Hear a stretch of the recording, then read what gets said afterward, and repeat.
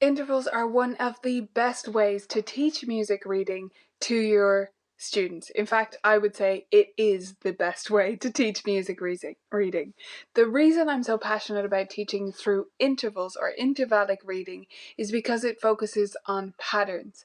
And that's really how you or I read. We don't think about each note individually as we go through the music. We don't think, hey, that's an F. I better find an F on the piano and play an F.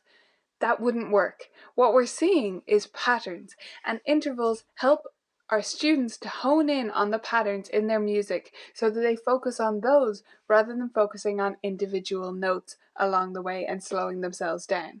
Now, if you've heard of teaching intervallic reading and you've been confused about how exactly to do it, I understand. It's not familiar to most of us, it probably isn't how you learned, and it wasn't how I learned. I learned through note name mnemonics, doing every good boy deserves fruit again and again and again until I finally cottoned on and started seeing those patterns instinctively. But your students don't have to go through that, they absolutely can work through patterns right from the beginning.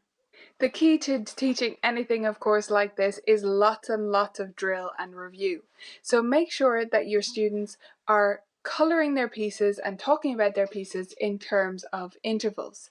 By colouring their pieces, I simply mean drawing on their actual music. Yes, I get colouring pencils onto my students' music, and they mark the seconds, mark the thirds, mark the fifths in their own music. A even bigger factor than that, though, when it comes to their actual pieces that they're reading, is that you talk about their pieces in terms of the intervals. Instead of talking about it as being an F or being a C, talk about the intervals. Correct them by saying, no, it was a second up. No, it was a second down. No, that was a fifth, not a fourth. Instead of saying, no, that was an F. This takes a bit of tweaking, takes a bit of getting used to as a teacher, but it is absolutely worth it. That's the first method that I'm using to get my students involved in intervals and thinking in intervals right from the beginning. I have two more tips for you though. The second one is to use something like a Minterval challenge. It's called the Minterval challenge in my studio. It's a set of flashcards that I use to drill intervals. So for each flashcard it shows an interval without a clef, so that they don't have to think about the note names, but they have to tell me the interval, it's a second, and play a second on the staff. And we have that as a timed challenge to motivate them to get really good at naming and playing intervals and understanding what they feel like under their hand. The third tip I have for you for reviewing intervals might not be a surprise to you. Can you guess it? Can you guess it? Games! Of course it's games. Games are how I teach a lot of things in my studio, and intervals are no exception. Anything like this takes tons of review, and when you need to review things a lot, games are a way to make that fun and interesting and engaging for your students. For my students, games are also a way to get ahead of where they are in terms of reading intervals on the staff. So they're always doing intervals and a vocabulary of intervals that's greater than what they're reading.